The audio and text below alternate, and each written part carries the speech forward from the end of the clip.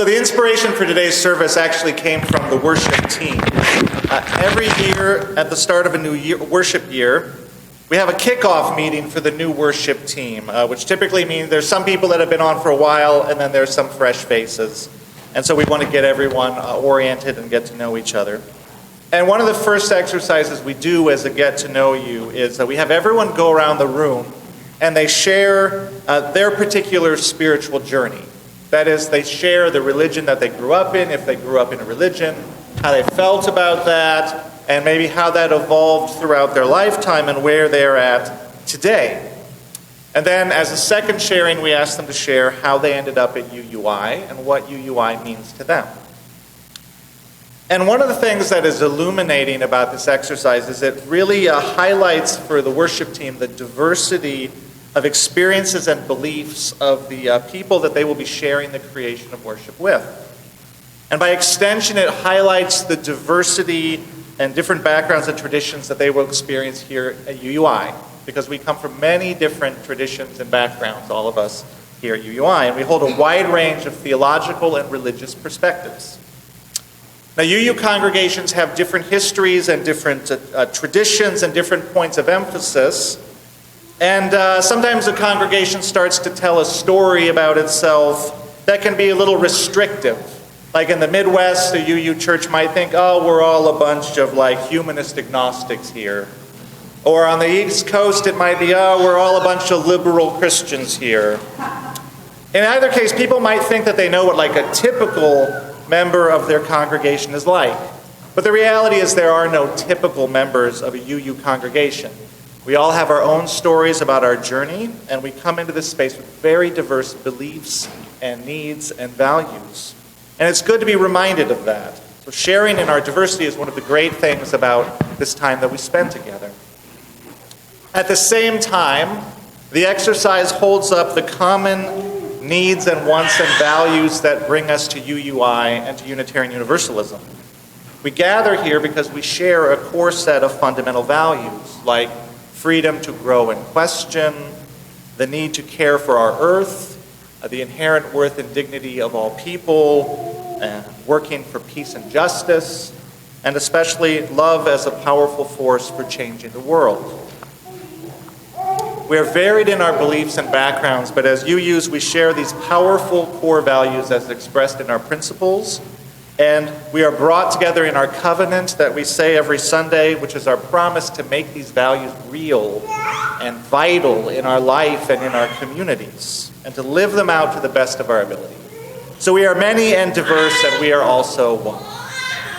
So after we did this exercise last fall with the new worship team, they were pretty excited about it.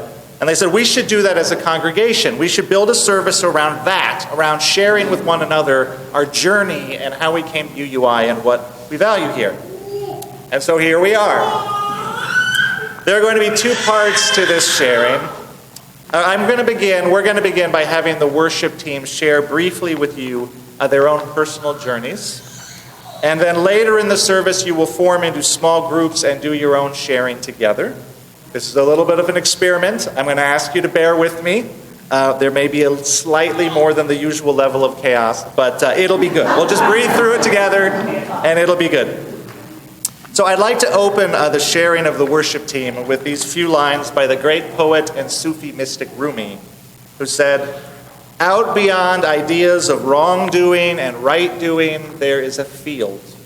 I'll meet you there. When the soul lies down in that grass, the world is too full to talk about." I'd like to invite Elizabeth up to share a little about her journey.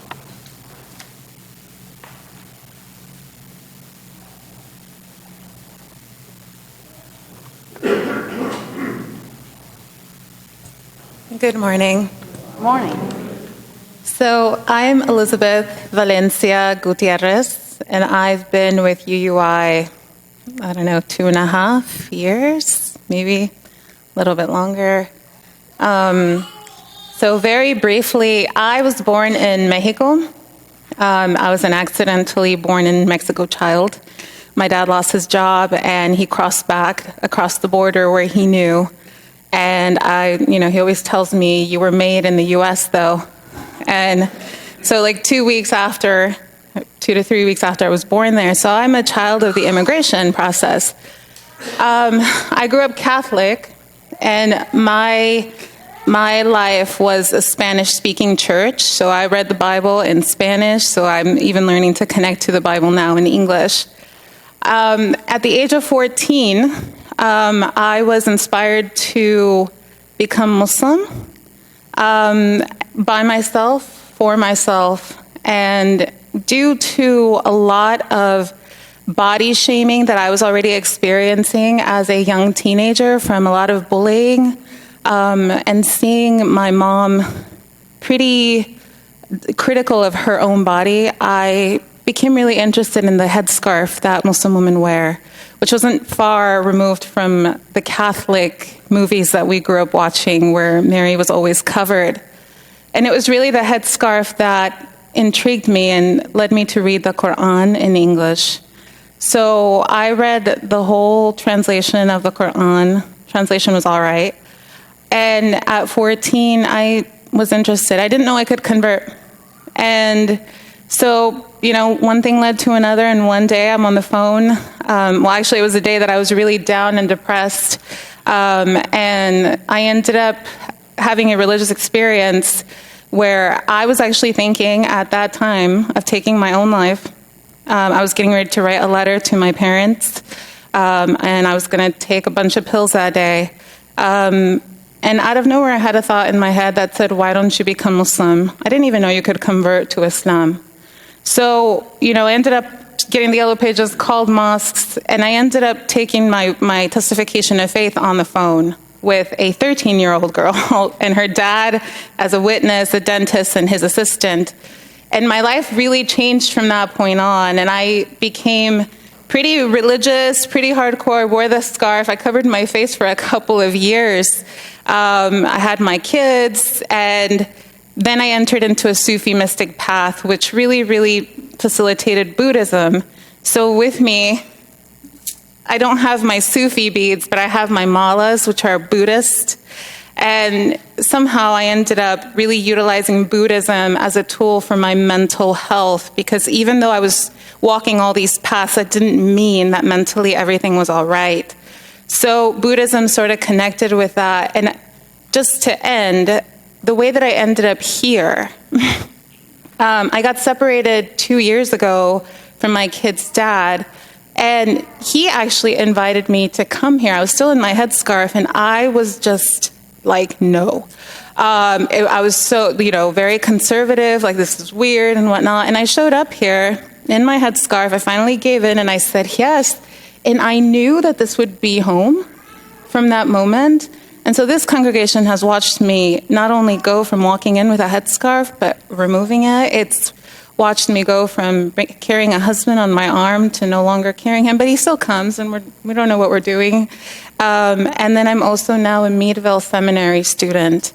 So ministry has become my path. And so it's just been an honor, and my kids get to grow up here and kind of heal from some of the theological stuff that I think has harmed them. And then I also am pretty rich theologically, so I just am so excited to be a part of everybody's journeys. Thank you.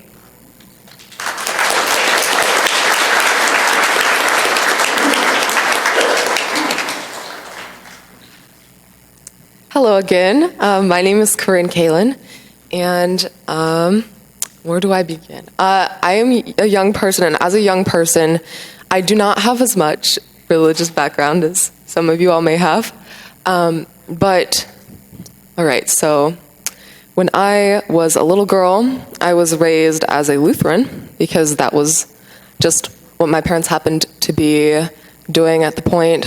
I would go to church on Sundays, and I must have taken it pretty to heart because I remember going around and talking to my friends, and I thought saying, oh my God, was the epitome of sin. I would tell them, I would be, oh, how can you say that?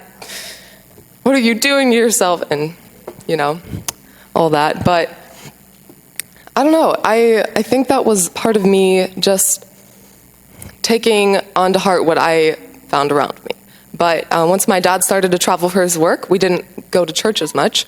So I don't know, my mom started exploring other different types of churches, and she came to a UU church, and we kids didn't really come at first. It was probably when I was around 8 or 9, I'm not sure, when she started kind of branching out a little bit.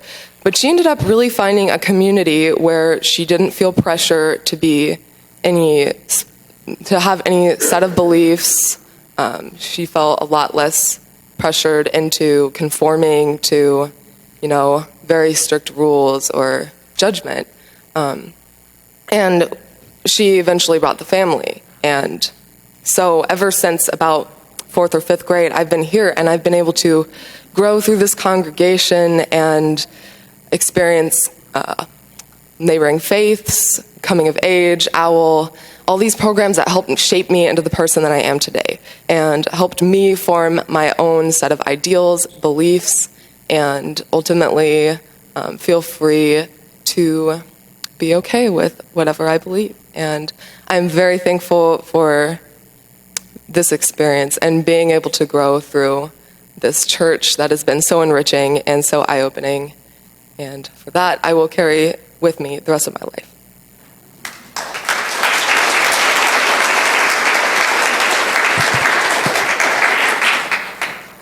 Victoria Laughlin-Casares wasn't able to be here today, but she did share, I was raised Protestant as a young child, attending Sunday school even though I didn't care for it. In high school, I decided I was an atheist because I didn't really believe in what I was hearing at church. But then in college, I found paganism and have stuck with it ever since. My faith is a form of druidry that honors the 3 kindreds, ancestors, nature, spirits, and deities. I believe the gods are real and many, and we establish and kindle our relationship with them through offerings. And my personal patrons are from the Norse pantheon, Suna, goddess of the sun, Odin, and Freya. I would like to invite Judy up to share.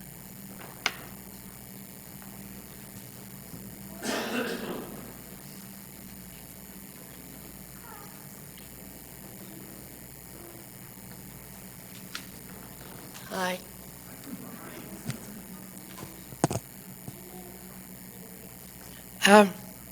My name is Judy Archer, and I've been a member of UUI for 26 years, since 1991. And I am a good girl. I have always been a good girl. I wore a hat and gloves, and my stocking seams were always straight.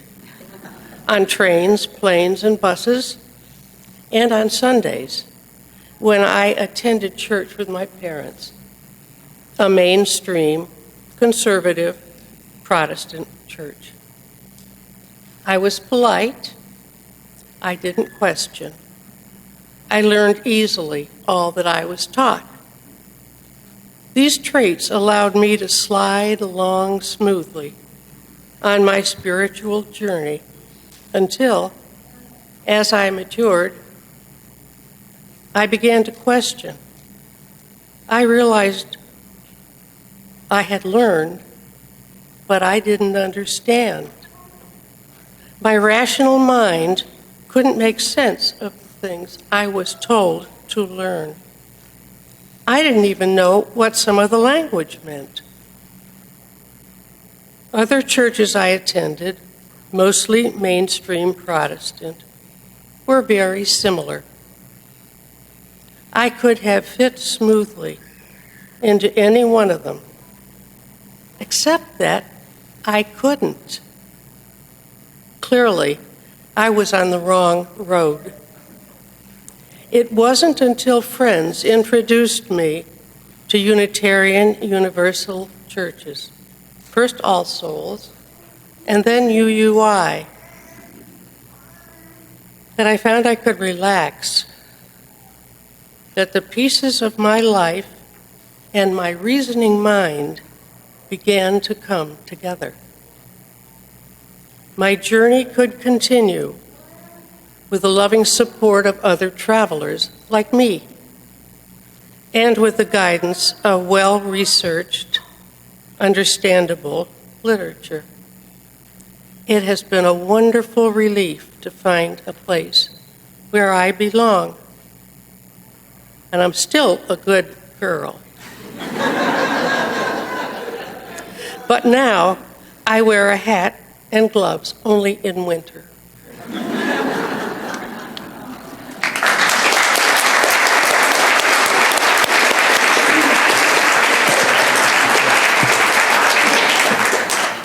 Thank you, Judy. And I'd like to invite Sandra up to share.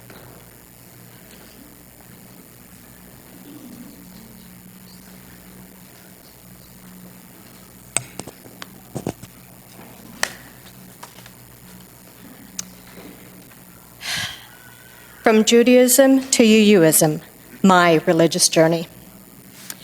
In 1965, I was born into a Reformed Jewish family in Kokomo, Indiana. My family would light the Friday night Shabbat candles before dinner and attend service on Friday nights after dinner. I was consecrated and began my Jewish religious education at Temple B'nai Israel, a very small temple in my hometown. I went through a bat mitzvah just a week before my 13th birthday. During my confirmation class or ceremony in 1981, I read a poem that I wrote about my meaning of God, which was a final product from a special class assignment for our confirmation. The title was God is One, We Are One. Here's that poem. Quote, "If you wish to reach God, seek your heart. But what is God but a feeling of security? If you need help, seek your conscience. That, I believe, is God. Not a being, force, or mortal, but a wise guide to listen to. If it talks, listen. If it directs, follow. If it warns, be cautious. God could be mountains high in the sky. God be clouds that lift and fly. But don't force people to think your way. God is what you want him to say." End quote. Then I went to college. I met my husband there. He is a cradle Catholic, and so I went to church with him. I wanted to believe. I heard so many people did. My head and heart were at odds. My head said, "Believe in Jesus," but my heart wasn't there. After 2 years, I listened to my heart, and it said to find my true path. So I stopped going to church. Craig wants me happy, so I stopped going. My next chapter was a really big roller coaster of theologies and non-theologies. I wandered through agnosticism, Taoism, Judaism, and free spirit. In 2007, I saw an article about the winter solstice here at UUI, and I went. I started attending services that following Sunday and have been here ever since. The covenant is the key. It really spoke to me. Remember that poem from confirmation? Well, things change. My views change. So here's my revision that reflects my heart's words today. From God is one, we are one, to universal energy. Quote, "If you wish to find your truth, seek your heart. Where is security? But it's in universal energy. If you need help, seek your conscience. That is where universe speaks. It's not mortal, possibly a force or energy, a wise guide to listen to. If it talks, listen. If it directs, follow. If it warns, be cautious. The energy can be anywhere. Don't force people to think your way. The universe is letting each one of us know our true selves with a voice." End quote. Things change. People change. They come and go. Now, seeing Jamie and Elizabeth at the podium, I myself felt an urge to be a speaker, to tell my story. Thank you. My path has been very diverse. My role models have given me the courage to be me. So here I am. I stand now as a worship associate, a speaker, a true UU. I found a home thanks to the people and our covenant. Thank you all.